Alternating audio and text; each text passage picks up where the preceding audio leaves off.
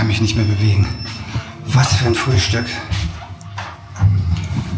Eierkuchen, Brot, Schinken vom Allerfeinsten, frisches Obst.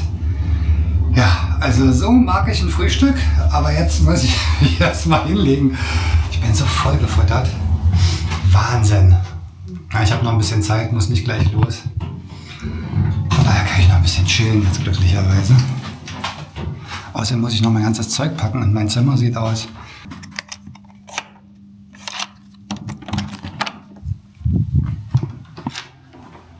Das ganze Zeug wieder einpacken hier. Naja, es ist mal relativ viel. Alles ist gepackt, kann losgehen. Ihr seht, das ist doch immer eine ganze Menge. Also ich hätte mir auch gewünscht, noch ein bisschen weniger bei zu haben. Fürs nächste Mal weiß ich auch, was für Sachen ich nicht brauche. Und auf geht's.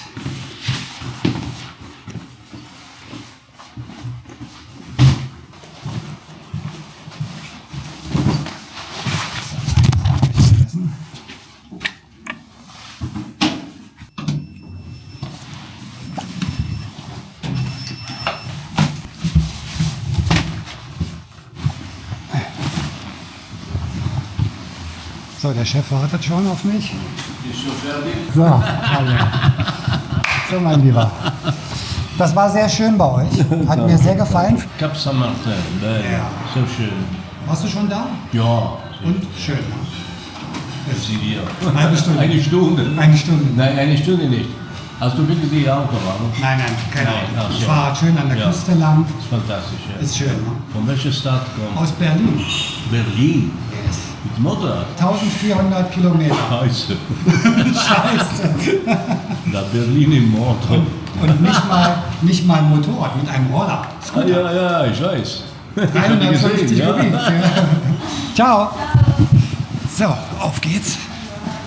Ja, kann immer keiner glauben. Das ist das Lustige. Ich meine, er ist Motorradfahrer und glaubt mir nicht, dass ich mit einem Roller von Berlin 1400 Kilometer hergefahren bin.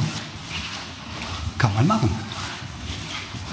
Ich meine, das ist ja auch nicht das, was man sich so unter dem Roller vorstellt. Die meisten denken Roller, naja, so ein 125er oder so, was Kleines. Aber das ist ja echt ein Schlachtschiff. Also der fährt auch 140, 150 auf der Bahn. Viel mehr würde man wahrscheinlich mit dem Motorrad auch nicht fahren. Gut, vielleicht mit so einer Reisemaschine auch mal 160, 180. Aber man kann mit so einem Scooter gut verreisen. Warum nicht? So. Ich könnte natürlich die Tasche auch hinten ins Topcase machen. Dann wäre das Ganze natürlich doppelt so schnell. Aber diese Lösung hier mit der Befestigung auf dem Sozius-Sitz ist wirklich bequem, muss man sagen. Ich habe mir jetzt die Seite, wo ich anlehne, so mit meiner Kleidung ausgepolstert. Dann kann ich mich da schön anlehnen und das ist wirklich super chillig. Cruiser-Position.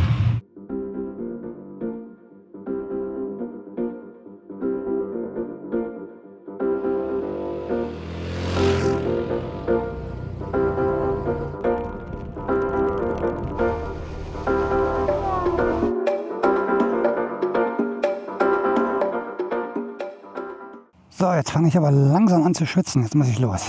So, und womit ich wirklich extrem zufrieden bin, das habe ich ja die ganze Fahrt nur genutzt, ist das CarPuRide. Das funktioniert wirklich einwandfrei. Macht es auch irgendwie so viel leichter, weil, ihr seht, verbindet sich automatisch mit meinem Smartphone, wo ich die Route eingegeben habe. Ist extrem gut sichtbar und halt der große Vorteil ist, weil viele gesagt haben, ja Mensch, beim Sonntag kannst du doch dein Handy im Display spiegeln. Ja klar, kann ich. Aber dann habe ich die ganzen Anzeigen nicht mehr. Dann ist nur noch unten Kilometeranzeige, die Geschwindigkeit und das war's. Und ich finde es halt ganz schön, dass ich ab und zu auch mal hier Reifendruck gucken kann und habe halt einen großen Tacho und nicht dieses kleine Ding. Finde ich persönlich ein bisschen besser. So, mal kurz angehalten, um den Ausblick zu genießen. Schaut euch das an. Klarer Himmel und dann dieses türkisfarbene Meer. Traumhaft.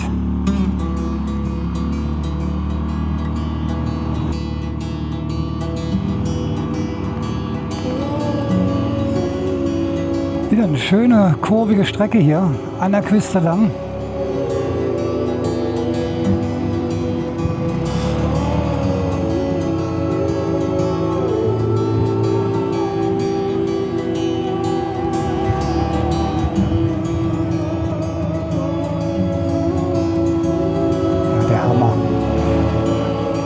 kann natürlich jetzt hier nicht schnell fahren, nur 50, aber so zum Cruisen, ein bisschen Kurven ziehen, macht es schon Spaß. Und dann immer dieser Blick aufs Meer, die frische Meeresbrise. Ja, ich bin natürlich auch schon sehr gespannt auf die Côte d'Azur. Also heute geht es erstmal nach Cap Martin. Da werden wir dann auch in der Unterkunft für eine Woche erstmal bleiben und von da aus Ausflüge machen. Also Nizza, auf jeden Fall Monaco, da war ich schon mal, würde ich gerne noch mal sehen, weil es ewig her. Aber da das ja hier jetzt alles ganz zentral ist, kann man da immer so schöne Tagesausflüge machen. Ja, und so geht es jetzt noch 2,5 Stunden mindestens. Immer hier so durch die kleinen Städtchen, an der Küste lang. So macht Reisen wirklich Spaß, also mir zumindest. Man sieht ein bisschen was, schönes Wetter und mit Bad ist das wirklich super relaxed, das muss man echt sagen. Also ich hätte es auch mit der Vespa machen können, natürlich. Aber ich bin ja auch viel Autobahn gefahren, so die ersten 2 Tage, das wäre mit der Vespa natürlich nicht so prickelnd gewesen. Ich meine, die fährt auch ihre 120, aber dann muss man halt ständig tanken, weil dann schluckt die auch viel. Der Fahrkomfort auf der Autobahn ist nicht so toll, auch mit 13 Zoll nicht. Dann Federungskomfort auch natürlich nicht so richtig. Zumindest wenn man da empfindlich ist, und in meinem Rücken habe ich es ganz gerne, wenn es ein bisschen komfortabler gefedert ist. Und das merkt man halt bei dem kurzen Radstand der Vespa und den kleinen Rädern schon, dass da natürlich der Federungskomfort nicht so toll ist, die Federwege, dann die einseitige Radaufhängung vorne. Aber wenn ich die Wahl habe, dann nehme ich doch da lieber was, wo man ein bisschen mehr Komfort hat und bequemer sitzt.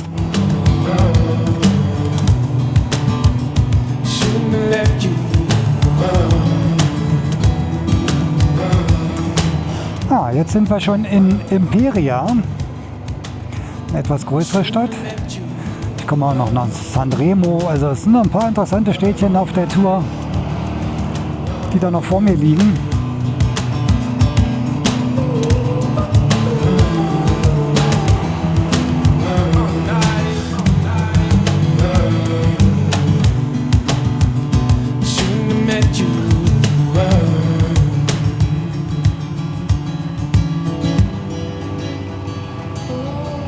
Hier lang?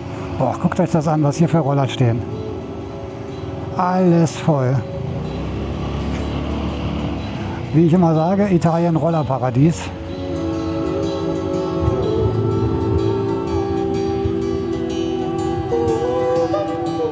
Hier, alle Straßen. Da drüben ist Royal Enfield und Kawasaki und Sim. So, sind wir jetzt schon in Sanremo? Könnte sein. Boah, also der Garten hier mit den Palmen, fantastisch. Ist das nicht schön?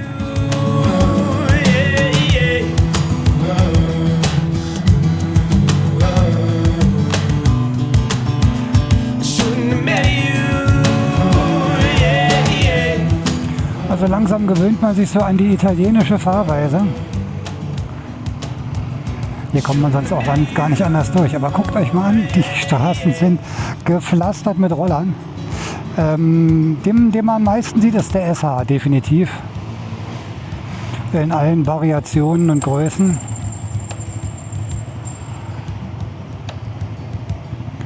Ja, und die wissen hier, wie man fährt. Ich bin der Einzige, der hier mal einigermaßen normal fährt, aber gut. Ist das ein Verkehrschaos hier? Ist ja der Wahnsinn. Also Leute, Sanremo, habt da richtig Spaß. Das ist der erste BMW C400 GT, den ich sehe. Die sieht man kaum hier. Viel mehr Honda, SH und auch XADV sieht man sehr häufig. Habe ich mich gewundert, aber der ist hier stark vertreten. Ja, hier sieht man alles, was so im Roller-Segment unterwegs ist. Aber ne, Vespa, nirgendwo Vespa. Hier ist eine alte Scheit-Vespa wieder, aber ansonsten nur Honda, Yamaha, Sim. Kymco habe ich auch nicht so viel gesehen bisher. Ja, also Sanremo ist eine wunderschöne Stadt, wenn man hier so diese Bereiche sieht. Wunderschöne große Villen umgeben von Palmen. Ja, hier rechts, super schön. Hotel Lolly Palace. Auch ein cooler Name.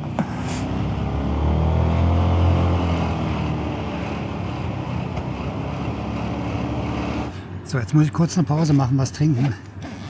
Boah, irgendwann fängt der Helm oben an zu drücken und wird immer schwerer. Obwohl der super leicht ist, aber irgendwann merkt man es. Und man muss sich auch mal ab und zu die Beine ein bisschen vertreten, sonst schläft da alles ein.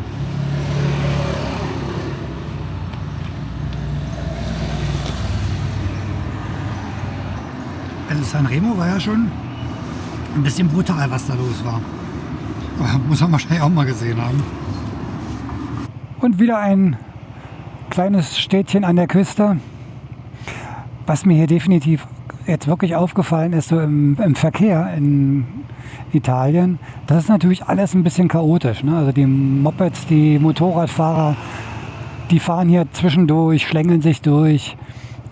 Autos genauso. Also hier wird auch nicht wenig geblinkt. Das ist alles so ein bisschen konfus, ein bisschen durcheinander.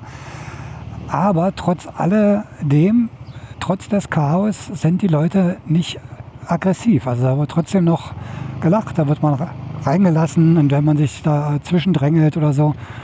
Das ist alles hier irgendwie ein bisschen mehr easy going. Also diese ganze Aggressivität, die ich so aus Berlin gerade kenne, ja, also da wird gehupt, da wird der Begrüßungsfinger gezeigt, ganz nett, wenn man irgendwie nur nicht schnell genug von der Ampel wegkommt. Das gibt es hier gar nicht. Also diese Aggressivität, die sicherlich in vielen deutschen Großstädten immer im Straßenverkehr ist, die erlebt man hier nicht. Und dann mal sage ich mir lieber so ein geordnetes Chaos als dieses Aggressive, weil das ist wirklich extrem frustrierend. Das nervt auf Dauer. Und hier ist alles irgendwie, ja, ein bisschen Chaos, aber trotzdem alle nett.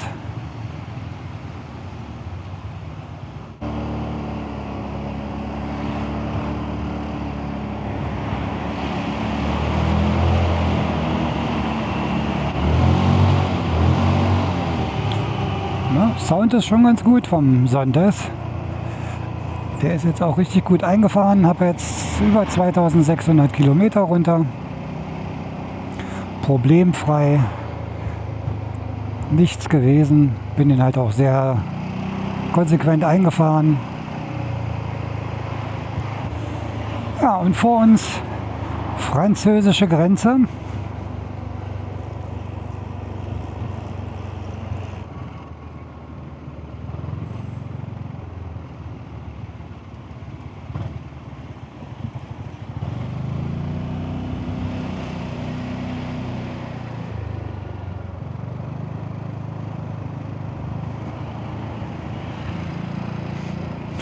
Ja, willkommen in Frankreich, in Menton. Wunderschön da hinten der Anblick von der Stadt.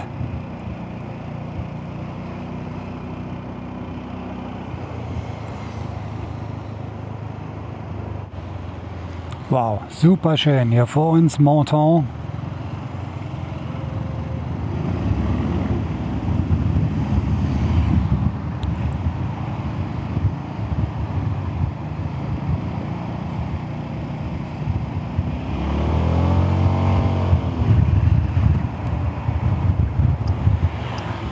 Also hier werde ich bestimmt auch mal einen Ausflug hin machen, mir das mal anschauen.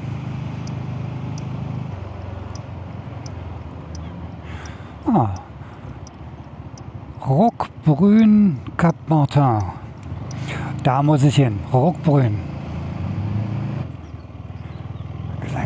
So ein bisschen kommt mir jetzt vor mit den Kurven hier wie in meiner letzten Urlaubsfahrt nach Tirol. Da hatten wir auch eine Unterkunft, die war auch so ein bisschen höher. Und da mussten wir solche Straßen auch immer hoch.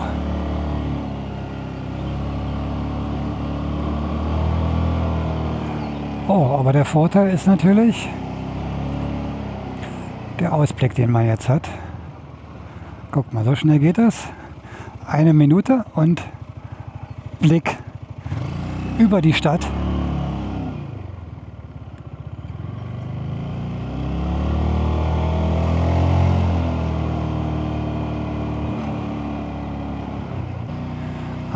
hier muss es doch irgendwo sein.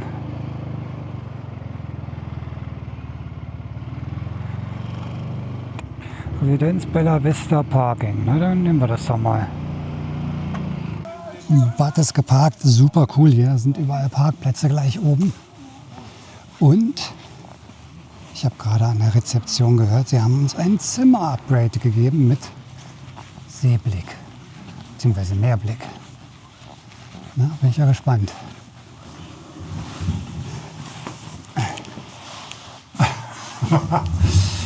So, bepackt. Zweiter Stock.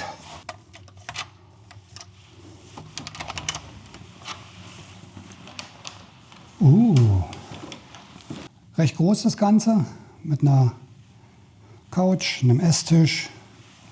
Für mich ganz wichtig, Arbeitstisch. Balkon, den gucken wir uns gleich an. Schlafzimmer auch süß. Alles noch relativ neu hier. Ja, dann gibt es hier eine kleine Küchenecke mit Kühlschrank, einem großen, Spülmaschine, Kaffeemaschine, alles da. Mikrowelle, kann man sich auch mal was kochen. Wobei es hier auch ein Restaurant gibt. Oh, hier ist viel Platz. Schöne Dusche. Ja, sauber sieht's aus, sauber. Jetzt kommen wir zu dem Wichtigen. Wir haben ja gesagt, wir haben ein schönes Zimmer bekommen. Jetzt bin ich mal gespannt. Oh. Na, das ist natürlich richtig cool. Ja, das ist unser Ausblick. Blick aufs Meer.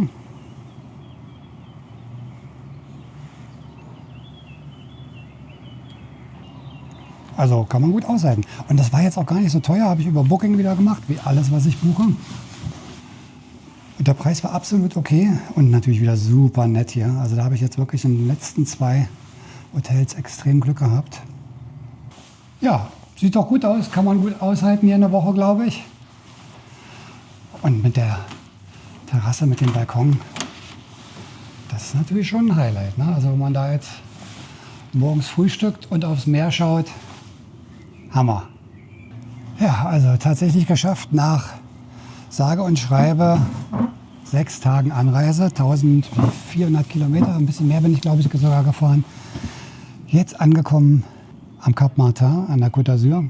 Wunderschön, also toll muss man sagen. Wobei mir der italienische Part auch sehr gefallen hat, die Riviera, wunderschön, kann man super Urlaub machen hier. Aber hier ist natürlich jetzt genau in der Mitte, wir kommen schnell nach Italien rüber, wir können jetzt hier nach Nizza, nach Monaco fahren, was wir auch noch machen werden.